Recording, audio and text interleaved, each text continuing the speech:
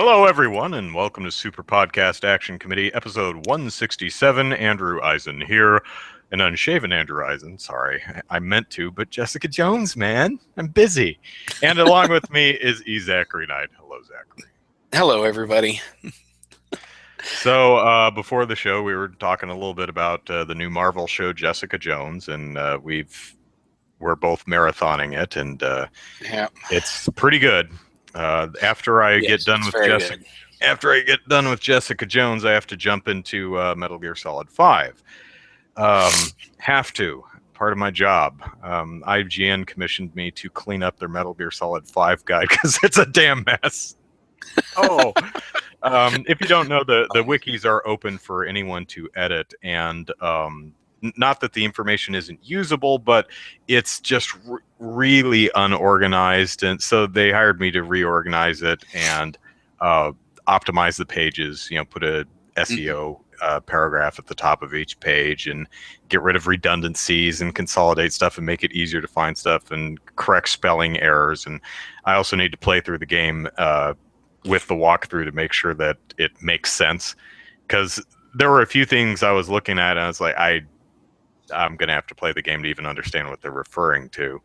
Because there's one thing where it says, the man on fire. I'm like, are you referring to like enemies if they catch on fire, or is there literally a man on fire in the game?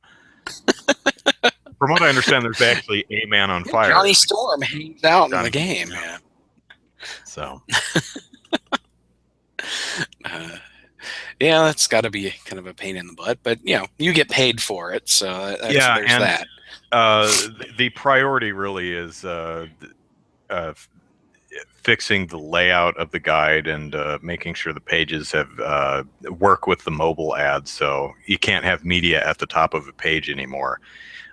We used to want to put a picture or some type of art or media at the very top of the page just because it's attractive. Well, apparently the ad service they're using now, mobile hates that. So they need the SEO paragraph at the very top and then something and then media. So Matthew says, have fun. It's a very, very, very long game. Yeah, I know. And I told my editor about that. When you say that, is that Skyrim long or something else? Well, looking at the guide, there's 50 main missions and I think 150 side ops. So unless these are really short missions, and I've heard a lot of people easily spending 100 hours with it, but I have, would I say it's a phantom pain?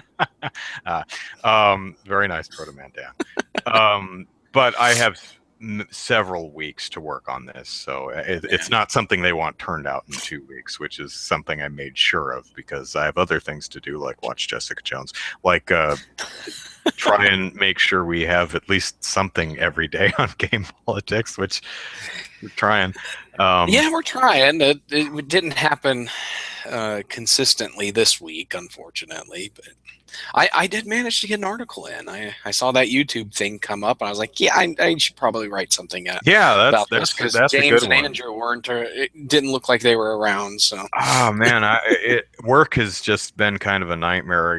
The other guy in my department was gone this week, doing some business thing down in Mexico, and so I was covering.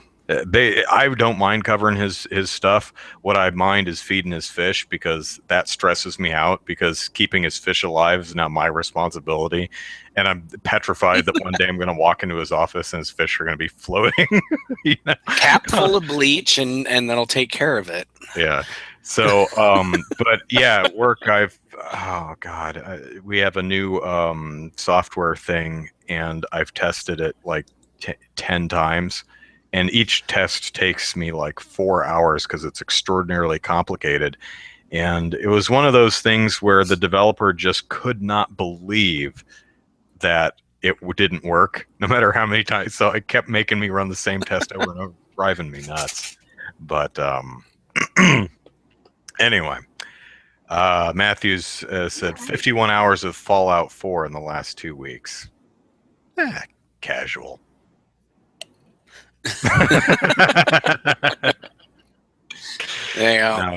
I was going to play I had a I downloaded the original Fallout from GOG because I got all 3 Fallout games for That free is when so they were hard to giving those play away. today. And but Did you try it? installed in Wine, but I couldn't get it to actually run. So I don't know. I'd have to mess around with it some more to try to get it to run. It's not as. It's really hard going back and playing old games. And what's interesting is the game's only like, what, 15, 16 years old, something like that? Something like that, yeah. I mean it's turn of the century game.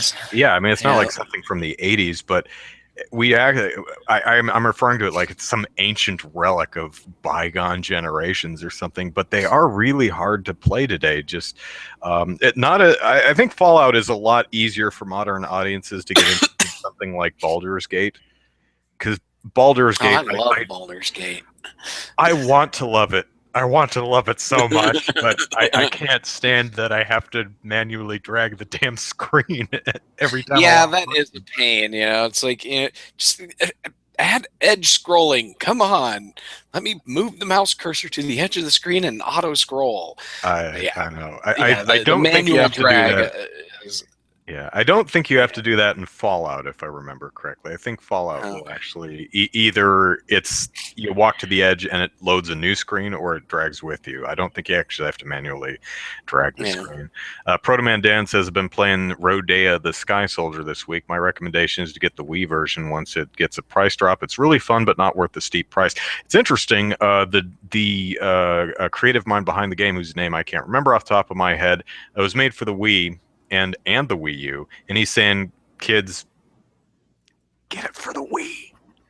And looking at some comparison videos, it's pretty obvious it was made with the Wii in mind.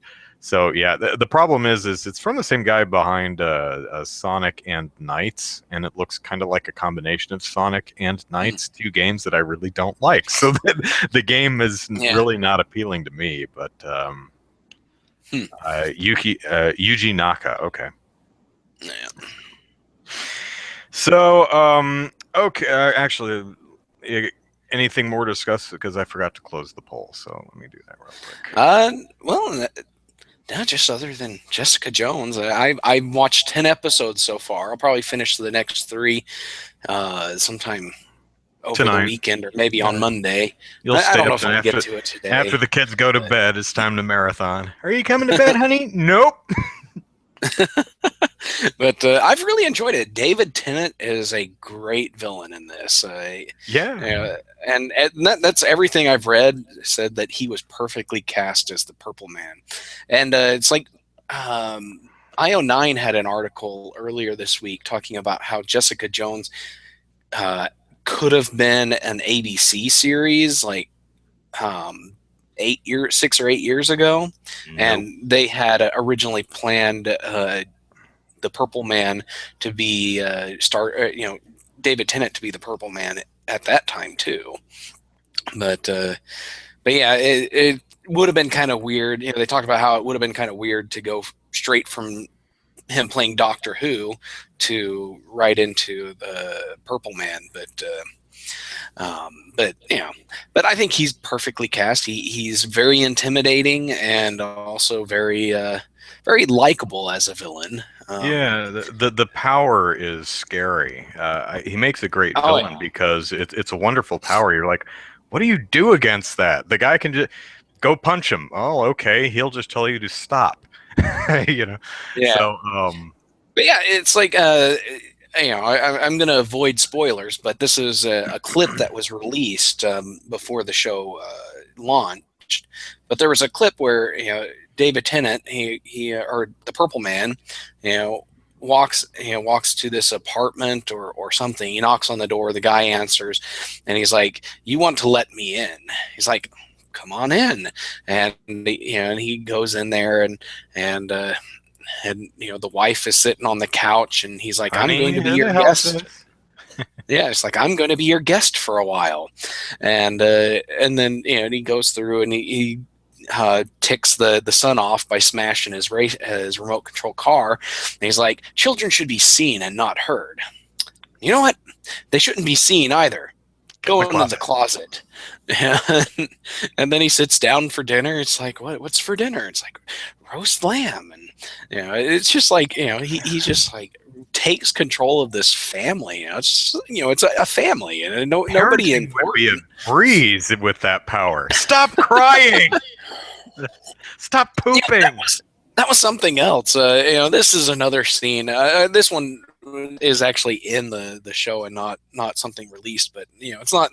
It's not really spoiler territory, but they get Jessica organizes a group of people who have been influenced by the Purple Man, and one of them was a dad with a kid in the car, and the Purple Man just kind of gets in the car with them and forces the guy to drive him around, and instead of and the kid had been crying the entire time, like I was sitting there thinking, and it's like, okay, so is this guy going to say that the Purple Man just told the kid to shut up and the kid stopped?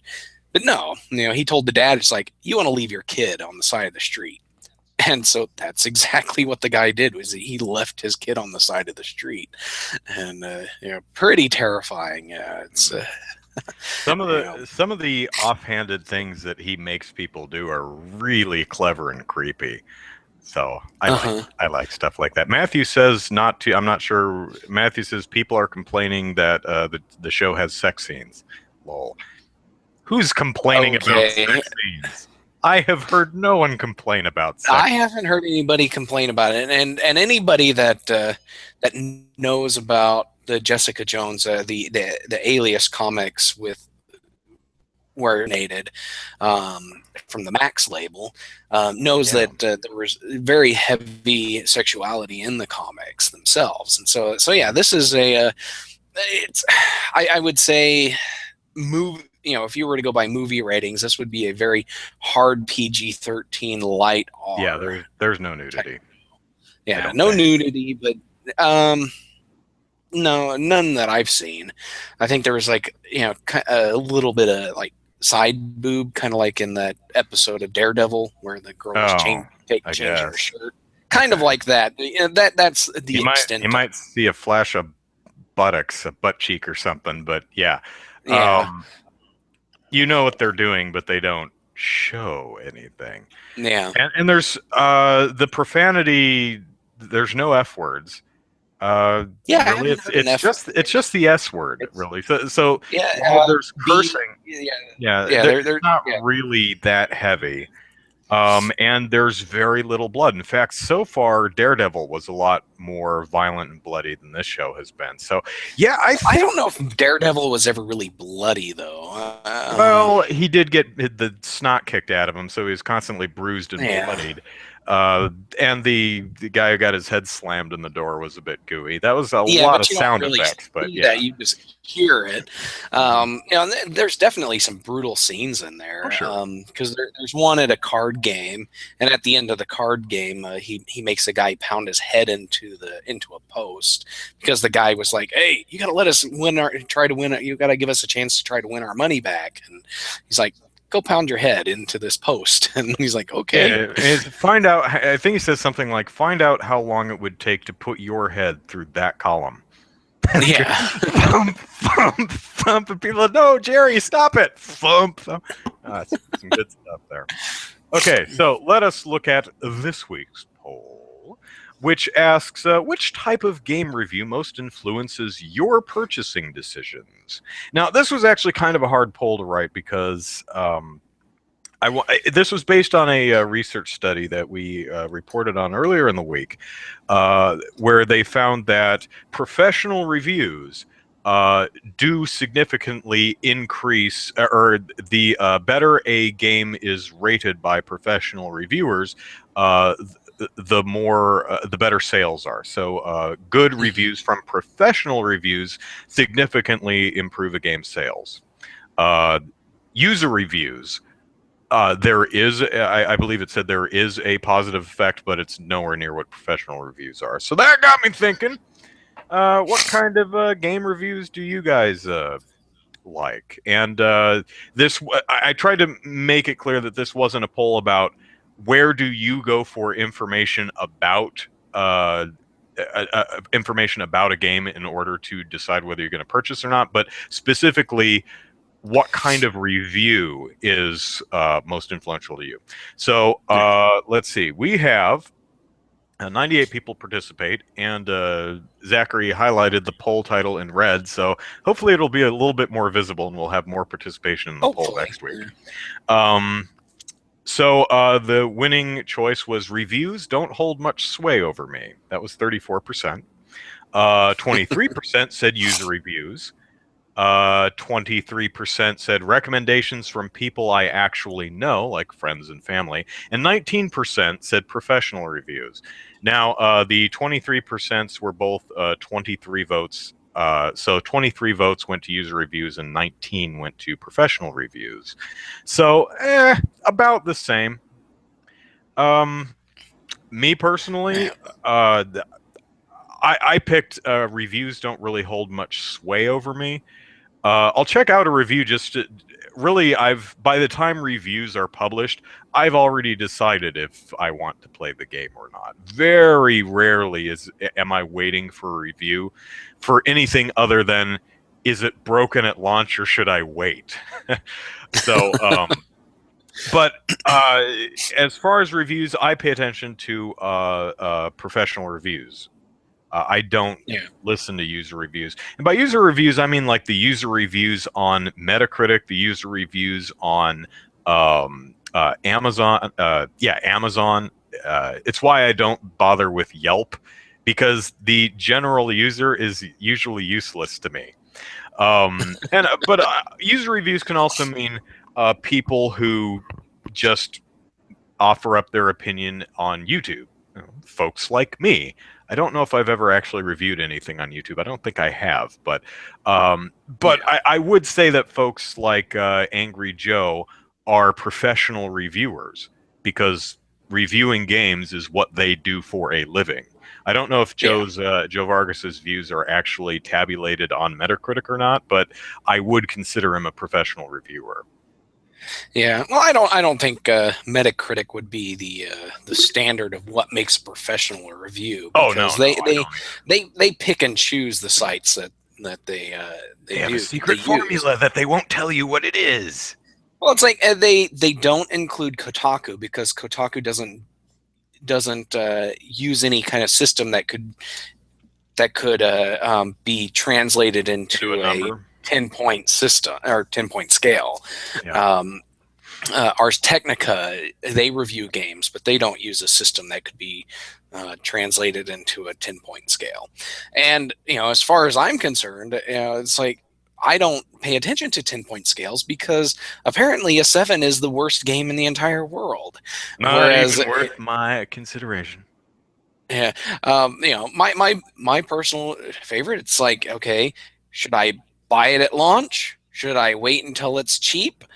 Or should I never buy it? That's all I want to know. And a numerical score does not tell me anything about that. Buy it now, buy it when it's on sale, or don't bother. Yeah. Those are good. What you said about review scores, sevens. Game Trailers earlier this week or last week had a top 10. They do top 10 lists, and one of their top 10s was top 10 games that we rated in the 7 range. So it was a top 10 list celebrating the best games that got a 7 out of 10. And that was a really interesting list, and there's some great games in there. So if you think that a 7 is bad, you are probably wrong, because most of the review scales I'm familiar with, 7 is not a bad game. So. Yeah, I don't think 7's a bad. I don't think most sites would consider 7 a bad. If you're going by like a grading system, like a school grading system, a 7 would be a C, which is passable. Whereas anything less than that, you might get D's and F's. But I was the type of student that would consider a C bad. I would be horribly disappointed in myself if I got a C in school. So, but this is not a ABCD rating thing. So, so what kind of information? So it's not review. I don't think most people really as far as buying a video game, live and die by a review. I think people love to argue about review scores, and I think a lot of that is justifying their taste. But I think most people, and I know it's true for myself, but what really turns me on to a game is seeing the game, is seeing how it works and how it plays. So really previews and things like that are a lot more, do a lot more to sell me on a game. Rarely will there be a game that I'm not interested in, I read a review and go, oh, holy biscuits, this is something that I might want. Usually if it's a game that I'm not interested in, I skip the reviews. I don't read the review. I just skip the score and start arguing about how it's wrong. Yeah. No. Personally, I'm more swayed by people I know talking about the games that they like. Because it's that, and then it's a combination of developer / genre that I like. So a Square RPG, there's a pretty good chance that I would like it. Dragon Quest, Final Fantasy, Saga series, those things. There's a very good chance that I would like that. Atlas is another developer. There's a very good chance that I would like one of their RPGs. But there's entire genres that I couldn't care less about. Like first person shooters, sports games. I don't. Sports games, racing games. I don't care. Fighting games. That's another one of those. It has to be a franchise that I'm aware of. That I've liked in the past. But I am open to things. Like my wife bought me BlazBlue for one Christmas, and I was like, okay, I never really had an interest in playing Blaz 2 or BlazBlue, and so I played it, and I actually enjoyed it. So it was pretty good there. So it would be a game that I would be very interested in playing future iterations on. Matthew asked Final Fantasy 13. To be honest, I haven't played a Final Fantasy game since 10-2. So, that might come up for a lot of people. Well, actually, 10-2. Well, yeah. Oh man. Well, it really wasn't 10-2 that turned me off Final Fantasy. It was the fact that it was 11. The fact that Square decided that an MMO should be a numbered Final Fantasy game, and I was just like, "That's stupid." Dragon Quest did the same thing with 10. Yeah, they did. With 10. Was it 10 or 9? No, 9 had some MMO-ish elements to it, but it was still a RPG. And it was, 10, I think, went full MMO. Okay, and it was Final Fantasy 12 where they basically made a single-player MMO. They took the Final Fantasy 11 MMO formula and made it single-player, and so I was just like, I have no interest in playing that. I am interested in playing Final Fantasy 13 because I've heard a lot of good things about the sequels to it. So it's definitely something I'm interested in checking out at some point. But I have so many other games to play right now. I don't particularly care, but bleeds off a comment Protoman Dan had earlier. He says, unfortunately, as a full-time student, I often cancel pre-orders if you should stop pre-ordering. I often cancel pre-orders if a game gets low or average scores from professional reviews since I have a limited income. That's true. I mean, if you are in the financial situation where you can only have 2 games a year, 4 games a year, you may want to, if I can only have a couple games a year, I want all 9s. I don't have the money to do the 7. I want an awesome game, not a pretty good game, awesome game.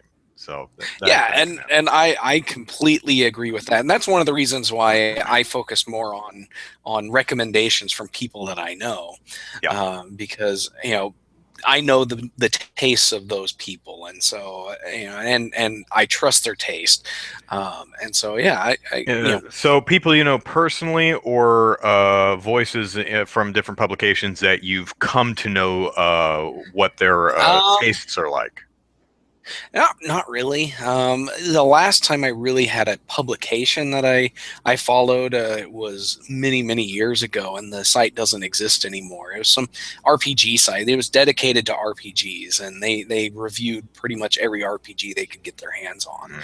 And I found a few RPGs that I didn't even consider before by following that site. But I don't care too much about professional reviewers, at least not enough to follow any particular one. Yeah. But user reviews, no, that's a waste of time. Because it's just, you've got the handful of people who are actually trying to write a good review, but they're completely overpowered by the dedicated fanboys who are trying to up the score, and the trolls who are trying to artificially deflate the score. Yeah. And so it's like, I'm not going to wade through all this to find those handful of good, honest. It's kind of like Mario Maker levels. There's absolutely worthwhile stuff in there, but I'm not interested in wading through all the crap to get to it. Yeah. I want a professional curator. Okay, so next topic. Okay, so the Game Awards 2015. The nominations for the Game Awards came out Friday before last, but what wasn't as advertised was the jury, I think, was announced at the same time. Huffington Post saw the jury and wrote an article saying, you know what? There are 32 people on the jury, and you add in the esports advisory board and the other advisory board, and you have a total of 51 or 52 people who are advising on the who wins the awards. And all of these people are industry folk from around the world, all kinds of games publications. And what Huffington Post noticed was that only one out of the 51, 52 people was a woman. Well, and only one had a recognizable female name. Right, only one had a recognizably female name. And looking at the list, they are probably correct in that only one is a female. So they wrote an article and got a few quotes from, well, by few I mean two. Let me find it. So they talked to Polygon and Kill Screen, both of whom had had someone on the jury. Polygon said, well, yeah, it would be better if we had, if we address this gender imbalance. And they said, can you swap in one of our female editors for the male editor we had in there in the first place? And they did that. Kill Screen, on the other hand, went a little bit different direction and completely pulled their support. And their comment was kind of interesting. They say, we saw the makeup of the jury on Friday when it was announced and immediately began a conversation internally about whether or not to be involved. Over the weekend, I emailed Jeff. I think his name's pronounced Jeff, isn't it? Not Joff? Jeff Keighley? Yeah, Jeff, I think. Okay. I emailed Jeff about removing our name from the jury list or increasing it to a 50-50 gender split. We've decided to withdraw our name at this time, and Jeff has agreed to remove it from the TGA site. On our masthead and at our own 256 conference, we've maintained a strict 50-50 split and are committed to only being involved with organizations that do the same. Polygon responded to that, said, I respect and applaud Killscreen's decision to answer the question before it comes up. We're choosing to remain in the jury pool and participate because I think we can make more of a difference from the inside than the outside.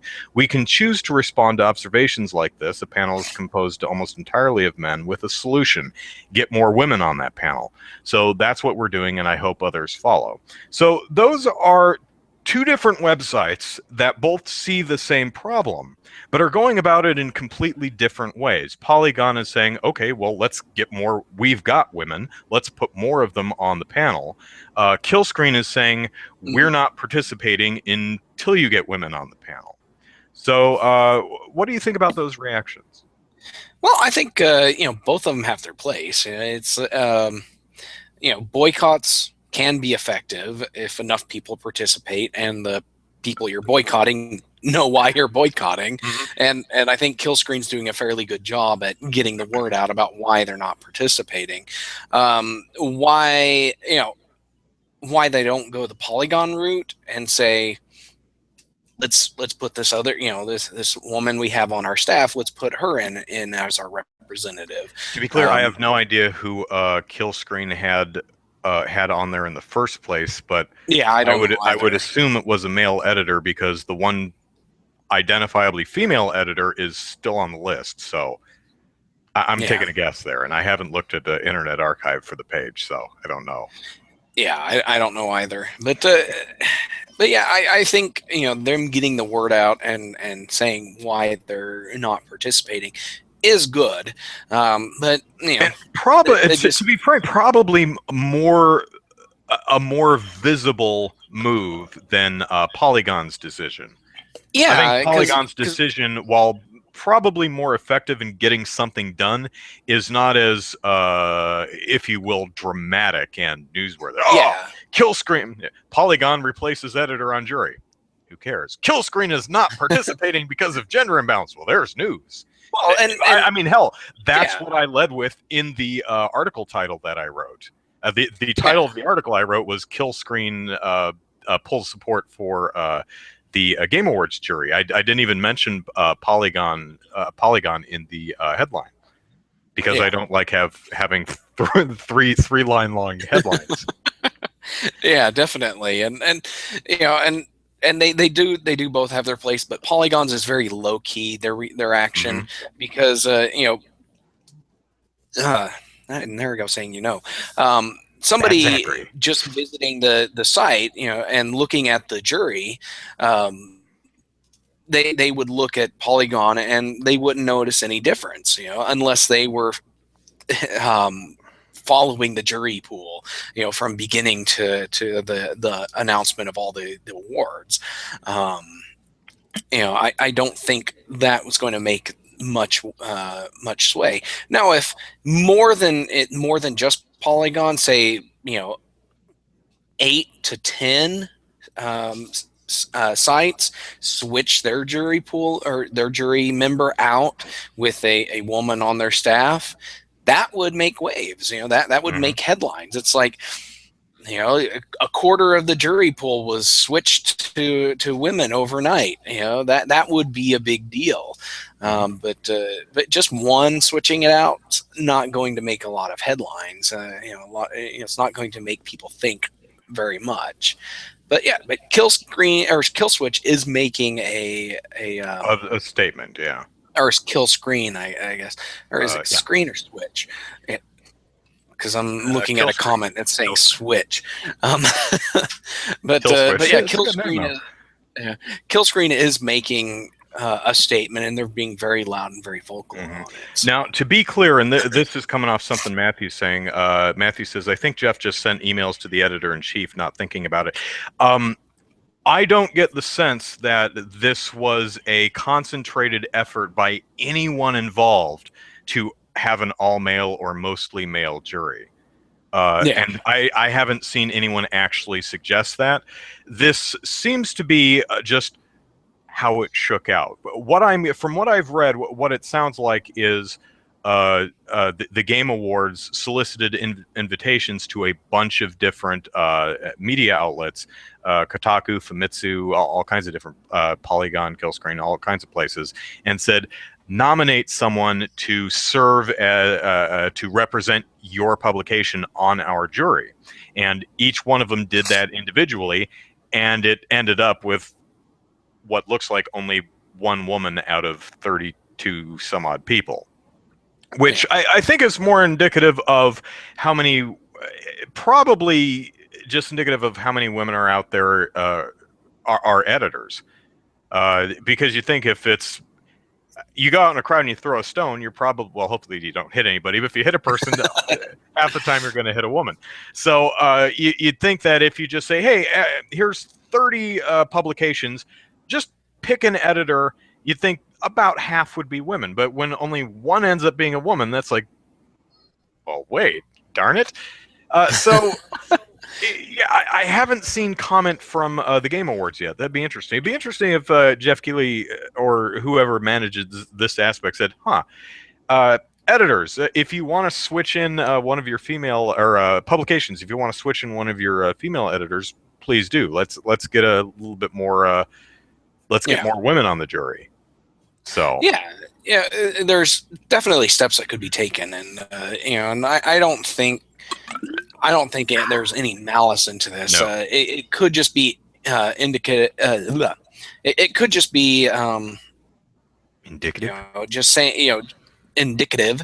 Yes, that's the word. Of the makeup of the games press. When I'm thinking of sites, I look at Kotaku, and the only woman that I can think of on their staff is Patricia Hernandez, and I can't think of anybody else just offhand. I'd have to look up their staff.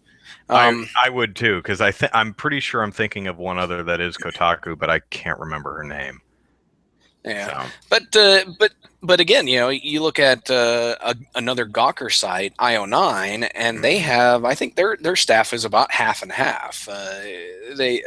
Because there's several women that I enjoy their articles that they write, and unfortunately, I'm drawing a blank on their actual names, and I feel bad about it, but yeah, definitely, there is a gender imbalance in the games industry. And I think, and another thing Matthew points out is most sites choose their EIC. I'm not sure if that's true, but I'd have to really look at the list. But yeah, you would have to look at the list.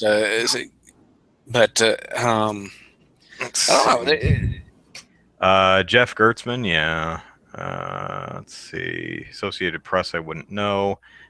Don't know. Electronic Plate Around, I don't know. Game Informer, I have no idea. Okay, I don't know enough of who the EICs, IGN, Tal Blevins, yeah.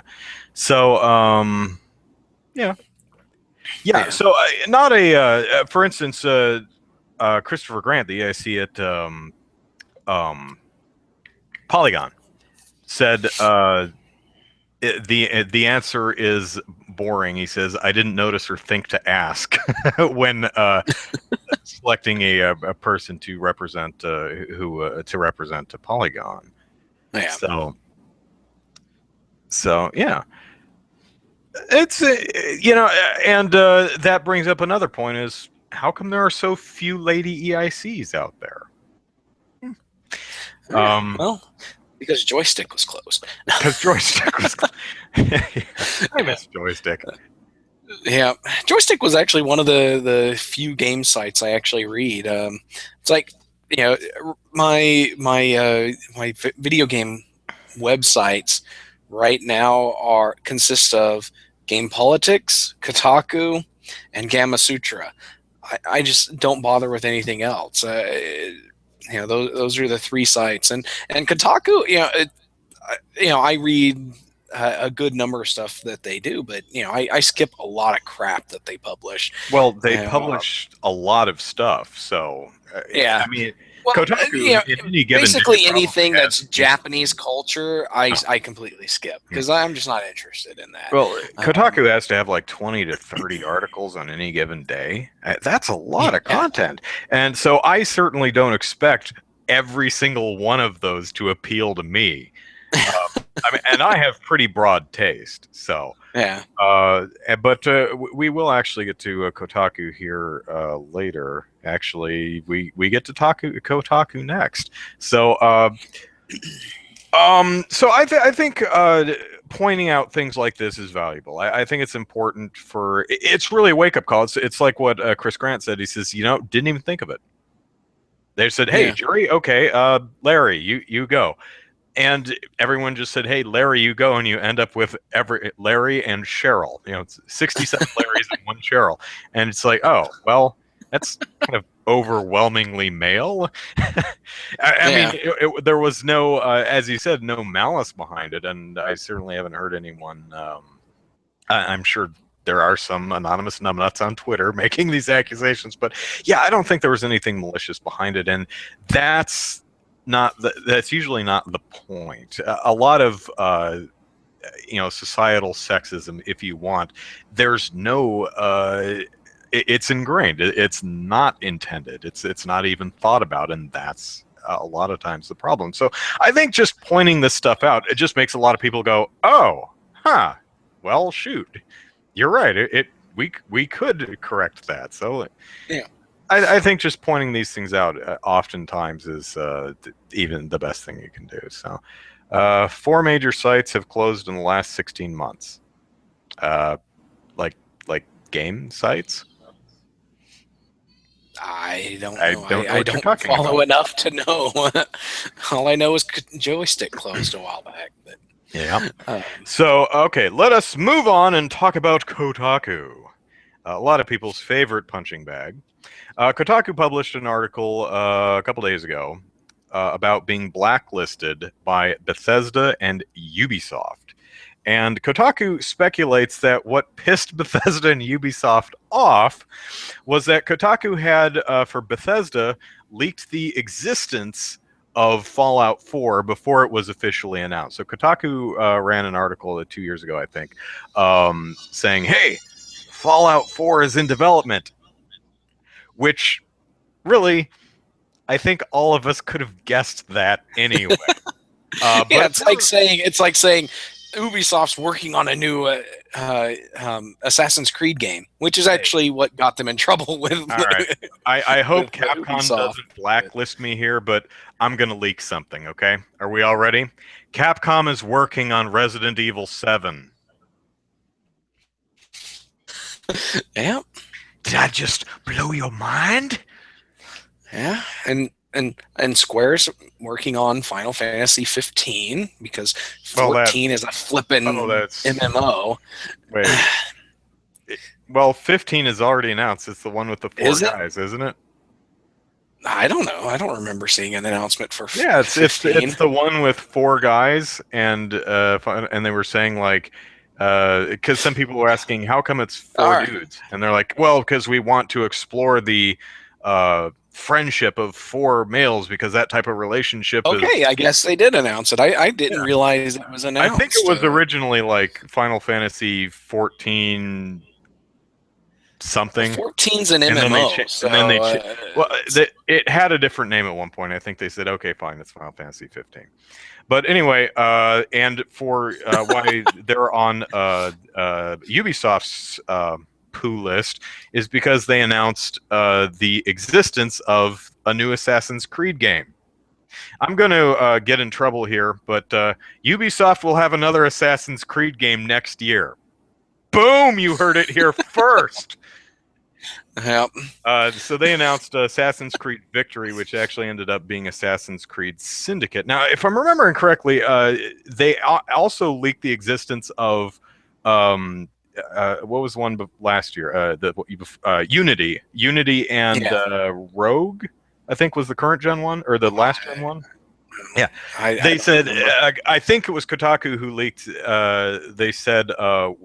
And to be clear, Kotaku did not break any NDAs here. They were not under embargo for this information. This is something that they found out legitimately. And technically the person who leaked the information to them was probably breaking an NDA. Right. But that you can't once Final an NDA is broken. 13, that's it, Hal. Thank you. But once an NDA is broken, third parties, there's no liability on the third parties that report on a broken NDA. But yeah, once the information's out there, it's out there. You can't take it back. I'm sorry. So, but what's interesting about this story is I read it and I'm like, big deal. And to be fair, Stephen Totilo isn't saying like we're Woodward and Bernstein here. I mean, they confirmed the existence of games that everybody knew was in development without having it been announced. This is not like world-shattering information. This is not like NSA documents being leaked here. Although Kotaku has had some other investigative reporting type stuff about games in where the development has been problematic, and I think they actually published a leaked email to prove their point when I think it was Sony or someone who they said there's a problem in development with infighting and stuff, and Sony or whoever it was said no, there isn't, and they Kotaku went, all right, fine, here's the email. Oh dear, egg on face. So yeah. But what I find interesting about this is just how far Bethesda and Ubisoft are going in their silent treatment. They go so far as they will not confirm to a Kotaku stuff that they've confirmed to other websites. Kotaku ask these companies for their thought. It's like, do you have something you want to say, about this piece we're writing? And they won't get back to them. It's like they don't respond. And the blacklisting has gone beyond, you know what, we're not sending you early copies of games anymore, so nanny goat's on you. Yet this is, no one's picking up the phone or responding to the email. They're not even giving them a no comment. They're just dead radio silence. Yeah, so, it's as if they have a filter on the mail server that says, "Oh, it's a Kotaku address." If Kotaku moved to trash, yeah, exactly. But another interesting thing about this story is I don't think anyone's in the wrong here. I think Kotaku is fine doing its job, reporting news, and hey, Fallout 4 and new Assassin's Creed is in development. It's official. You all knew it, but we can officially report it, or unofficially officially report it. That's news. There are a lot of gamers who are excited as all heck to read stuff like that, and it's totally within Ubisoft and Bethesda are under absolutely no obligation to answer any of Kotaku's emails. Yeah, and if they were, that would be kind of a sad situation, because any Joe Blow with a website could then say, "Hey, you've got to send me a review copy and send me all your information about your games, all the press stuff and things," and that's just that's unfair to the developer. The developer should have the choice to associate with whatever journalists they want to associate with, and which is kind of sad when you think about it in some ways, because you've got the publisher deciding to play favorites with particular journalists, and to be honest, there's really not a way to get around that unless you have just an open invite press event. You can't really get around that, and I don't know very many companies that would have an open invite event. But I'm also glad that there are game journalists out there who do more than just regurgitate press release information. Yeah, exactly. Because I can go to the company site and read the damn press release. I find the personal stories that sometimes get told really interesting. I mean, even if you do have to take them from their alleged, their grain of salt, all that kind of stuff, like all the weird crap that's been going on with Konami for the last year. That's a lot more interesting to me than the press releases. So, and there's a lot of value in the press releases. I think that kind of stuff is important too. But yeah. So yeah. Now, before we move on or anything, did you read Penny Arcade's comic yesterday? Yeah. Yeah, yes, it was the parable of the journo and the games journo and the developer. Yeah. Yeah, and they took basically the tail, the scorpion and the toad or whatever that was. They took that story. Do you think that has anything to do with this Kotaku story? I don't know. I didn't read the article. Usually there's an article that goes along with each comic, but the timing makes me suspect it does. But the joke is, or rather, the punchline, it doesn't really relate to what actually happened. So, yeah, the punchline is just like, I'm a games journo. I'm going to make you look bad regardless. And yeah, it's like, okay. That's not. I don't think that's what Kotaku or most game journalists are trying to do. Yeah, I'm looking at Tycho's article corresponding with it, and yeah, it is talking about Kotaku. Now, I never read the article, so I never catch some of this stuff. But now, having said everything I've just said, I do think it's silly shall we say, for any game journalist to report on a game that's still in development and claim that the game's gonna suck, or judging a game while it's still in development. Say, oh well, we've seen some of the animations and art from this game, and it's looking really bad. It's like, well, okay, but most games look really bad right up until they're released. That's why you don't see games very often until at least the last year of development, because there's nothing to look at for the first 60% of a game's development cycle. There's very little to look at. So I'm not saying the gaming press is perfect, certainly not, far from it, but I don't think Kotaku did anything necessarily wrong, although I have seen some, oh, Kotaku, and I've seen other people champion Kotaku. I'm like, they leak the existence of games that everyone knew was. I mean, now if they leak the existence of a brand new IP, like, oh, there's this game with a squirrel that you can knock buildings over with its bushy tail and then store people in its cheeks. Whoa, what is this new game? That would be newsworthy, but it's like, new Assassin's Creed. It's like, yeah.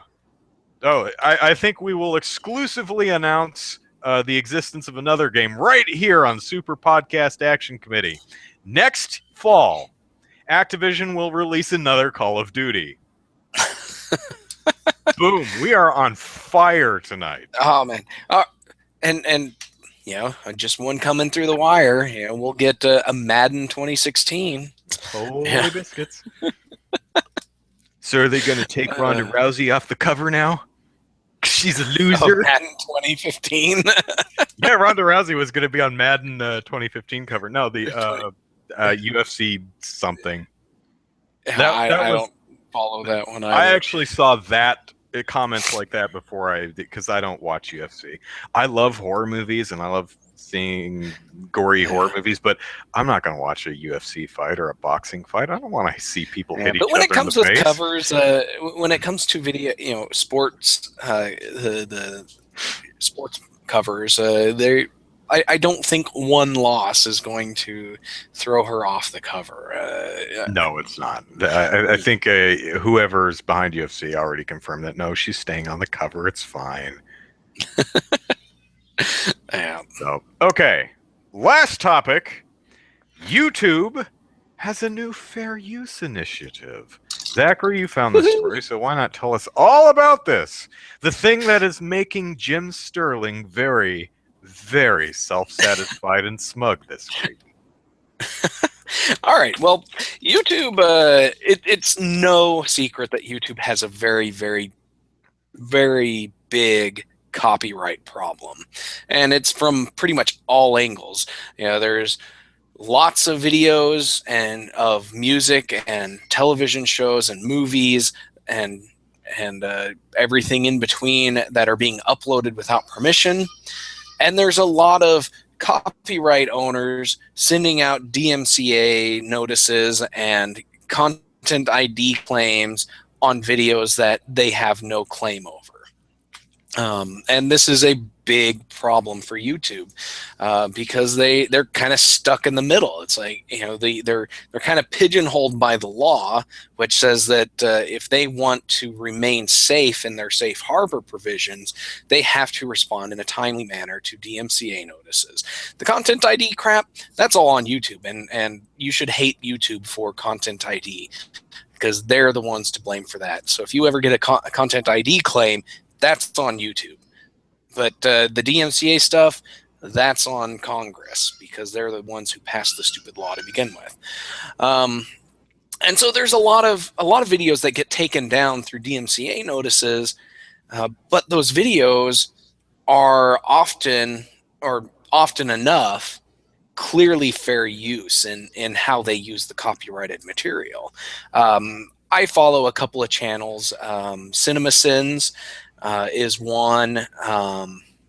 Honest Trailers, I forget what channel that one's on, but Honest Screen Trailer, Junkies, Screen Junkies, yes. Those are two big movie channels that I follow, and they both rely heavily on fair use when they upload their videos, because they're CinemaSins and Honest Trailers are critiquing through comedy the movies that they're uploading, and they use CinemaSins is actually getting longer. When it first launched, he would upload. I think the longest I had seen was like 10 minutes, but he's getting into the point where he's regularly releasing between 18-minute videos, minutes, 15 and 20 minutes, and so they get to be very, very long. But maybe he's getting more crotchety and nitpicky in his old age. Maybe I think it's actually he's actually doing fewer continuity errors. Yeah. The table was, or the cup was on the left side of the table in this shot, and it was on the right side of the table in this shot. He's doing fewer of those and more story-based continuity and plot holes and stuff. But back on point, these guys rely very heavily on fair use, and video game reviewers like Jim Sterling, he reviews video games in his own way, and he does a lot of greenlight videos, and he's gotten a number of DMCA notices over his teardowns of greenlight trailers, and so all of these things combined, and there's other things in there too, like political ads where they would use clips from television interviews and stuff. Those had been getting DMCA notices and being taken down, even though those are clearly fair use. And so Google finally realized, we can't just sit around and do nothing anymore, and because we need to put a stop to this, because Google itself as a whole gets like a million DMCA notices every day, and so they're like, we've got to do something. And so they started up this YouTube initiative, and it is their fair use protection program. If you go, on our Game Politics article, I linked to this, and they have an article of what is fair use, what are the 4 factors. They list 4 fair use myths. It's like, if I give credit to the copyright owner, my use is automatically fair. Disclaimers and nonprofit and that kind of stuff. And then they get down into their fair use protection program, and with this, they're going to review DMCA notices, and they're going to look at the video and that has been DMCA'd, and they're going to determine themselves if they think it is a good candidate for a fair use defense. And if they decide that it is a good candidate, they're going to back that video game or video creator up to $1 million in legal costs in order to fight the DMCA notice. And Jim Sterling, he's one of those. He's one of the recipients of this program so far. And one of the videos that he has up is for a developer called is a Greenlight teardown of Mutex. It's a double header. He's got Mutex Raging Citizens and the Simplest Games, and he tears down both of these Greenlight trailers and in this one video, and he got a DMCA notice over it. But there is one major thing going on here with this video, or with this program, is that if they decide to defend your video, it's taken down everywhere else in the world and only viewable in the US. And some people have pointed out that that's kind of problematic if the creator lives outside of the US. Yeah. Because if you're from Canada or Germany and you upload a video, and you get a DMCA notice that Google's going to defend, well, your Canadian and German audience can't watch the video. So that kind of... telling me there are other countries? Yeah.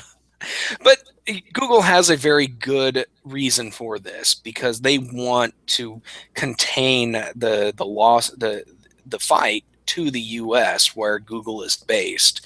They would prefer not to have to spread themselves out all throughout the world in order to defend these things, especially because not every country has a DMCA or a DMCA equivalent. A lot of companies just rely on the US's DMCA policy. So, but yeah, Jim Sterling, he's very happy about it. Zippy linked me to his video where he talks about how awesome this program is and how much fun he's having with it. But the idea behind this whole thing is just to build precedent within YouTube and also within the greater internet about what is really fair use. Because these companies, when they send a DMCA notice, they should consider fair use before they send the notice out. Because if they're not considering fair use, that's a bad faith notice that they're sending out. And so hopefully this will have a positive impact over the course of the next year or two. In the article comments, Mekatama31 suggests that maybe bogus takedown requests, they should start... YouTube users currently get copyright strikes against them, and 3 strikes and you're out. Your channel is closed. Mekatama suggests something along the lines of bogus takedown requests getting their own strikes, and too many strikes in a given time frame, and they lose their ability to make requests for a while. Goes on to say, perhaps use a percentage. So someone who is 99% accurate on their 1,000 takedowns doesn't get unduly punished for the 1%. Says there's absolutely no incentive for a rights holder to not send a takedown notice, no matter how ridiculous, and starting a defense fund for your chosen few is not really going to change that fact. So do you think this is just one step? I think this is a step in the right direction, but I don't think it's where it definitely needs to be. I agree with the idea that there should be some consequence to flagrant abuse of the copyright takedown system to disincentivize. Well, Mekatama's right. Yeah. They have no incentive not to do it, even if it's it's less and less likely to work. They as well try. Yeah, and that is a problem. And when Congress wrote the DMCA, they put in a provision that that when you send a DMCA notice, you're supposed to attest under perjury, which is it's a criminal offense to perjure yourself, that you are authorized to send the DMCA notice. Unfortunately, the wording is in that way, where it's like you're attesting that you're authorized to send the DMCA notice. You're not attesting that you are the actual copyright holder, or that you are 100% sure that this is copyright infringement. And so basically this provision has no teeth. But if I got copyright claimed for using public domain footage. Yeah, exactly. Explaining to YouTube, I said, I don't know who the hell. They're like, please explain how you own the rights to this. I'm like, please explain how the person who sent the claim owns the rights to a public domain film. Yeah. Yeah, and that's another problem, is that public domain stuff and other things, they get copyrighted claims. Somebody got a content ID claim on birds chirping in the background of their video. Yeah. And that's the kind of stupid stuff that goes on. But going back to Mekatama's suggestion of punishing DMCA senders based on how many bad claims they make, unfortunately, that wouldn't happen, because if Google did that, they would get sued and they would lose, because they have no legal right to do that under the DMCA, because the DMCA is set up to where Google has to respond. They have to take down the video, and then and it's the person sending the DMCA notice who decides if they're going to pursue anything after that 14 days. The person who uploaded the video, they can send a response to that, and if the publisher doesn't respond, or the person who sent the DMCA notice doesn't respond, the video can go back up after 14 days. But for a lot of people, that is basically killing the video, especially if it's something timely, like a video game review. If you get a video game review taken down the day before the game comes out, doesn't matter if it comes back up 2 weeks it doesn't later. matter. Yeah, it doesn't matter because everybody's moved on. The same thing for political news. If you're a political candidate and you want to point out something that your opposition did on television, and you upload a video and then that video gets taken down, 14 days later, nobody's going to care. Yeah. And so, it's really, the DMCA is really terrible. And well, maybe Google or someone needs to make a watchdog type of site which catalogs all of the rights holders and just makes a note of how many spurious claims they make. And so it just this is the website where you can go to and you can look up a rights holder and say, my God, they've had 475, just to shame them into doing it right. Protoman Dan points out that if they block video in all non-US countries, it's probably still a win for them. Most DMCA takedowns arise from negative criticism, so being able to stop people from watching it no matter where they are is a win for them. Maybe every little bit helps, kind of the theory there. And Matthew points out that Google is a U.S. company and fair use is a U.S. concept. So it makes sense that fair use has equivalents in other countries. Yes. Some countries don't have it. Some countries have something similar, but not quite as strong as the U.S.'s fair use provisions. But it's not strictly a U.S. concept, but it's definitely not something that's built into any international agreements like the Berne Convention, the TPP, the TTIP. These agreements, they don't have fair use built into them. And in fact, the TPP is designed to prevent fair use from being adopted in other countries, and that's something dangerous. Gaming in 808 asks, if I use a copyrighted song for a video intro on YouTube, am I covered under fair use? No, probably not. Fair use. Let me open up the Google's 4 factors of fair use. The first one is the purpose and character of the use, including whether such use is commercial nature or nonprofit educational purposes. So if you're using it as the intro for your video, you're using it in kind of a commercial setting. You're not doing anything other than just taking the song and using it. Right. Now, the second one is if the video itself were a critique of that particular piece of music. Yeah, and that's what I'm kind of getting into here. The second one is the nature of the copyrighted work. So like if the copyrighted work, say like a news clip, and you're using the news clip to talk about it, or talk about the events about the news clip or whatever, that could be fair use. The second is the amount and substantiality of the portion used in relation to the copyrighted work. So you can't take an entire movie and claim fair use, but you can take 30-second chunks here and there and claim fair use. And then the final one is the effect of the use on the potential market. And this is where things like reviews, so 3 and 4 is where a review or a critique or something like that would come in. But going back to music, CinemaSins, they started up their music video sins channel a few months back, and they don't use the song throughout the entire sends video, but they open up with a clip of the music, and then they listen to some of them. They in some of the video clips that they use, the music plays, but they're not using the entire song.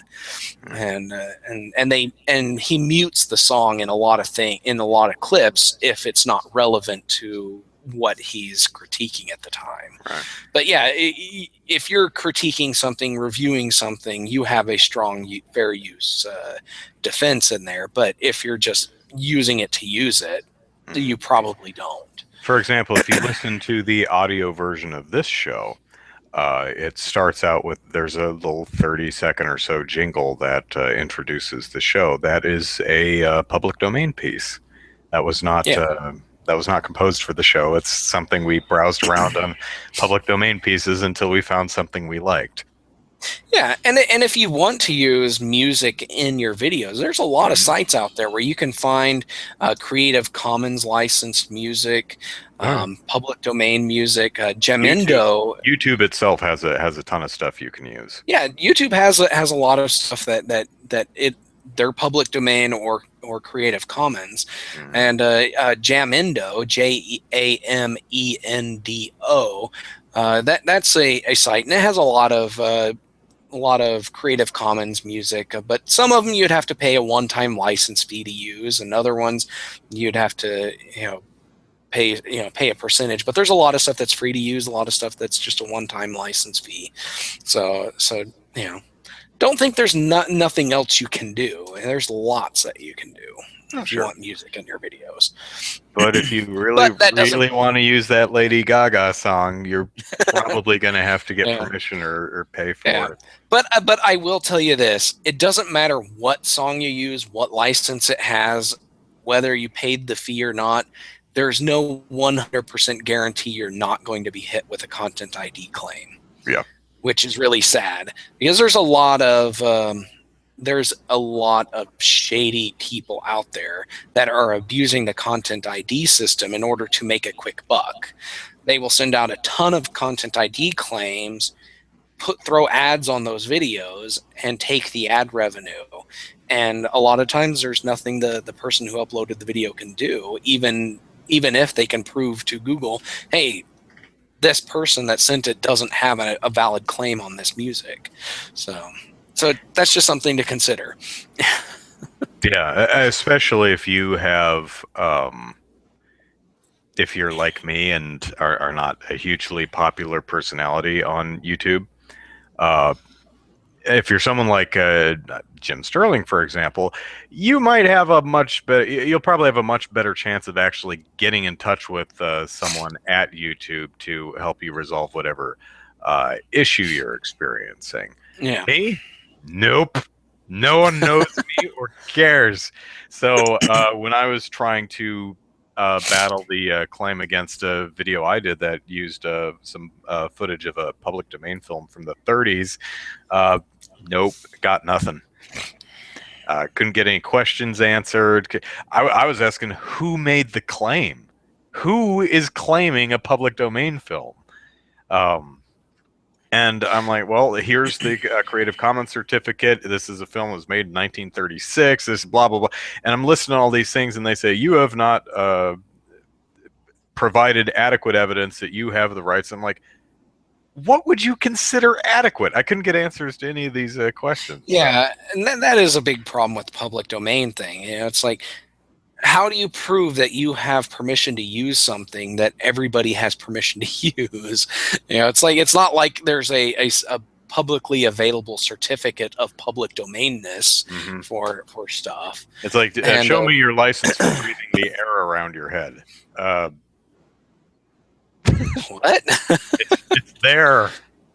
Yeah. So, okay, that is our show for today, for this week. So thank you, everyone, for hanging with us for an hour. And we didn't go that far over an hour, so Not too bad. So let us plug our stuff and get back to Jessica Jones. So Andrew Eisen here, Eisen is the last name, and plug it into YouTube, and you'll find lovely videos like Mom Reacts to Son Masturbating, which now has like 375,000 views. I was thinking about that the other day, and you talked about how most of your views come from organic YouTube searches. Yeah. And my thought was people are probably searching for mom reacts videos, and then they see that one in the results, and they're like, "What is this?"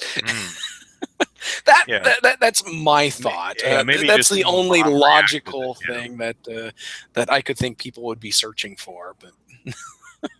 Because mom reacts videos and grandma reacts videos, those are somewhat popular videos and online. So so anyway, YouTube stuff. I'm still. I finally got all the Extra Life footage off of Twitch. Finally, so I'm gonna try and find the time to edit those into digestible chunks and have that on my channel. So look out for that if you want to understand where the captain in training joke comes from or anything else.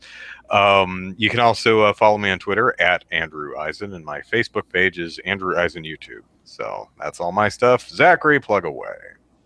All right, you can follow me on Twitter at Easy Night, and you can follow my game development work. It's DK_gaming on Twitter and DivineKnightGaming.com. If you're interested in the Oklahoma game development scene, you can check out OK Game Devs on Twitter and OKGameDev.com. And sorry. And for a not so serious take on gaming trends, you can check out RustyOutlook.com and Rusty Outlook on Twitter. And finally, I write every now and then some interesting thoughts about different things that happen over at randomtower.com, which this week I wrote about Linkle and Cloud announcements from Nintendo. And I'll probably write something about the YouTube stuff on there, maybe, I don't know. And you had some really great suggestions for characters they could have included instead of Cloud that may have made more sense and the equal amount of fanboy squeeze. So check that out. So all right, and I stand by Gino. All right, I mean, at least you're not standing by Mallow. No one stands by Mallow. All right, you've been listening to Super Podcast Action Committee. We air on GamePolitics.com every Saturday night, usually at 6 p.m. Pacific Standard Time. If there's a change in time, we'll let you know. So send us an email at superpackpodcast@gmail.com. Follow us on Twitter at superpackpodcast, and like us on Facebook. So that is all from us. We will see you next week. Ta-ta. See it.